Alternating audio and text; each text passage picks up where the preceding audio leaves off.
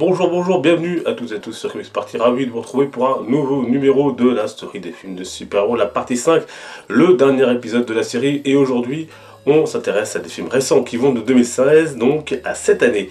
Bonne émission à toutes et à tous. Nous voici donc déjà arrivés en 2016, une année riche pour les super-héros avec 6 films.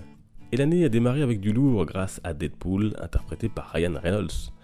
Une production qui vient de loin, puisque le premier projet autour de ce héros, créé seulement en 1991, date de l'an 2000. Puis, en 2004, un nouveau est lancé, avec déjà Reynolds en pole position pour l'incarner. La Fox récupère finalement les droits en 2005 et décide de l'intégrer à un autre de ses films en chantier qui sortira en 2009, X-Men Wolverine Origins. On connaît le résultat. Le projet est finalement compromis par l'acteur lui-même, qui part interpréter Green Lantern chez la distinguée concurrence comme l'appelle Marvel. Mais Reynolds tient toujours à jouer le rôle et n'aura de cesse de pousser le projet, malgré les rumeurs d'annulation. Finalement, le film est annoncé dans l'univers partagé des X-Men en 2014. À sa sortie, le pari est gagné et les fans applaudissent le respect des fondamentaux du personnage et de son univers. Ainsi, le film signe le premier succès de l'année, avec un budget de seulement 58 millions de dollars comparé aux autres productions de ce type. Le film rapportera 783 à travers le monde. Il signera même le meilleur démarrage de tous les temps pour le studio et attirera près de 4 millions de spectateurs en salle chez nous. Puis en mars, on change d'univers pour l'affrontement des deux héros les plus iconiques de l'éditeur DC Comics, Batman et Superman. Là encore, le projet ne date pas d'hier, mais de 2001. On en trouvera même des traces dans le long métrage produit par le même studio mettant en scène Will Smith, Je suis une légende. Le film est finalement annoncé dans une incroyable euphorie en 2013 à la San Diego Comic Con.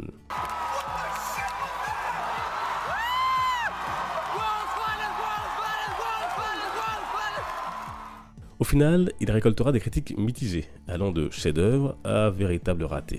Pour ma part, vous le savez, je le classe dans la première catégorie. Mais il faut dire que les attaques contre le film ont commencé tôt, dès l'annonce du choix de Ben Affleck pour interpréter Batman. On sait ce qu'il en est aujourd'hui, l'acteur fait quasiment l'unanimité. Cela ne veut pas dire que le film n'a pas de défauts, mais à l'évidence, certains spectateurs ont un problème avec le style Snyder, qui depuis Watchmen essaie d'apporter une autre vision dans la production du cinéma super-héroïque. Pourtant, le film en version longue répare une bonne partie des manquements de la version cinéma, rendant notamment le complot de Lex Luthor et l'animosité entre Superman et le Chevalier Noir plus profond et palpable. Au final, le long-métrage, qui introduit aussi Wonder Woman et le reste de la Justice League, rapportera plus de 873 millions de dollars. Objectivement, assurément pas un échec, mais on peut malgré tout s'étonner de ne pas voir un film voyant s'affronter les deux plus grands héros de DC Comics atteindre le milliard de dollars, comme le font dorénavant régulièrement bon nombre de productions Marvel. Passons justement à leur studio, puisque le mois suivant, en avril, ce sera aux deux héros les plus populaires de leur univers partagé de s'affronter à leur tour, Iron Man et Captain America, tout en entraînant leurs petits camarades. Il s'agit, vous l'avez compris, de Civil War, adapté du fameux comics de Mark Millar. Le film, qui est le troisième volet de la saga Captain America, ne reprend en réalité que quelques éléments de l'œuvre culte. Les décès qui ont marqué les comics sortis en 2017 sont ici par exemple totalement absents. En revanche, le film introduit de nouveaux personnages, comme Spider-Man, qui entre officiellement dans le MCU grâce à un partenariat avec Sony. Black Panther fait lui aussi une entrée fracassante, avec un Chadwick Boseman classe et noble dans le rôle. Le film fera, lui, un énorme carton, en dépassant les 1,1 milliard de dollars au box-office mondial.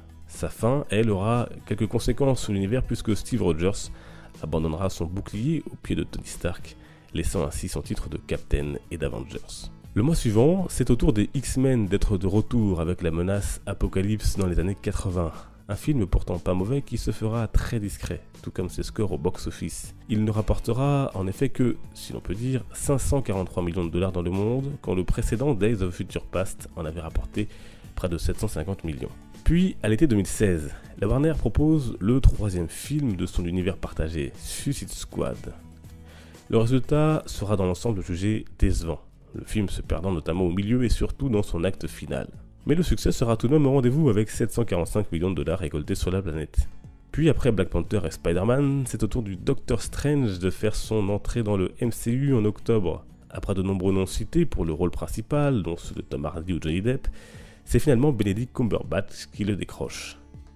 Et contrairement aux comics, l'ancien sera lui joué par une femme en la personne de Tilda Swinton.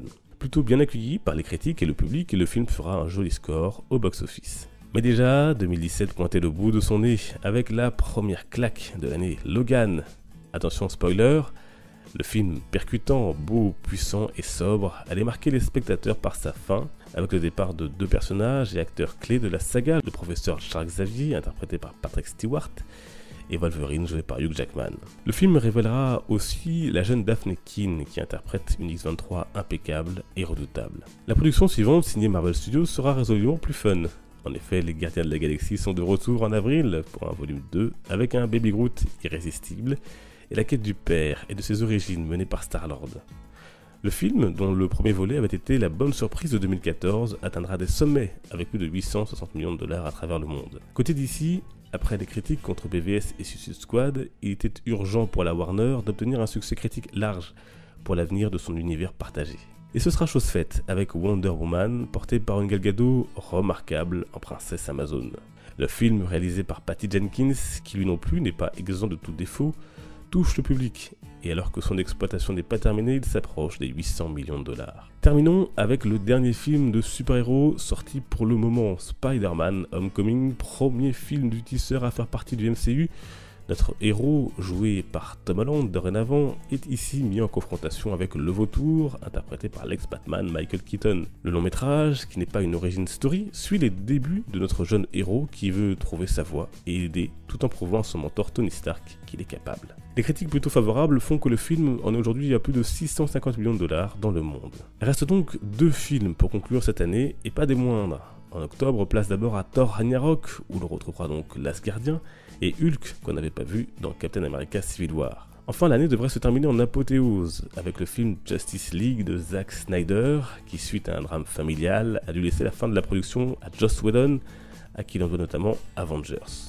Au terme de cette série, on peut noter que si le genre a parfois souffert, déçu ou été moqué, il est toujours là, et sa cote d'amour auprès des fans ne semble pas prête de retomber. L'autre intérêt de ces films, et c'est peut-être le cas pour certains d'entre vous, c'est de donner l'envie à des spectateurs de prolonger l'expérience en lisant le support qui nous réunit tous aujourd'hui, les comics.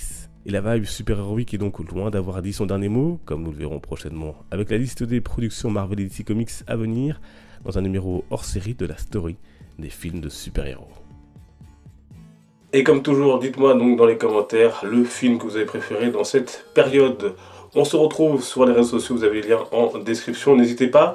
Merci de votre fidélité, portez-vous bien, à mercredi, les comics sont une fête. Ciao!